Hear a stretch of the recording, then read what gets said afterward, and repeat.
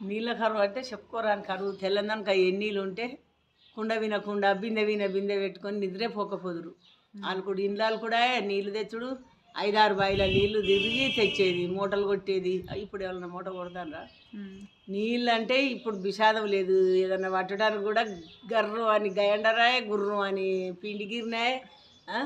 నీళ్ళు వస్తే స్విచ్ ఎత్తితే నీళ్ళు వచ్చాయి. ఇక లెక్క లేకుండా నీళ్ళు పారవసిరు పర్వే లేదు ఇప్పటి వాళ్ళకు. మాకైతే ఇట్లా కళ్ళకు అద్దుకునేది నీళ్ళు. ఇట్లా దొరుకుతాయి రా దేవుడు, మళ్ళీ ఎక్కడికి పోయి ఎత్తుకొచ్చుడు అనేది మస్తు బాధపడి ఒక్కొక్కరు అయితే ఏడ్చుకుంటే ఎత్తుకొచ్చురు నడవలేక. ఇప్పుడు స్విచ్ ఎత్తితే నీళ్ళు స్విచ్ ఎత్తితేనే నీళ్ళు రావట్టే. మళ్ళీ లెక్క లేకుండా వారవయ్యటి పొదుపు చేసుకోవాలి. నీళ్ళు సంసారం ఎట్లా పొదుపు చేస్తారో నీళ్ళని కూడా అట్లనే పొదుపు చేసుకుంటే బతకరు. ఇప్పుడు ఎండాకాలం ఉన్నది, ఒక్కొక్కరిది ఎక్కువ మన బిందెలతో గుద్దుకుంటారు ఆడికి వచ్చి, నీళ్ళ కాడికి వచ్చి.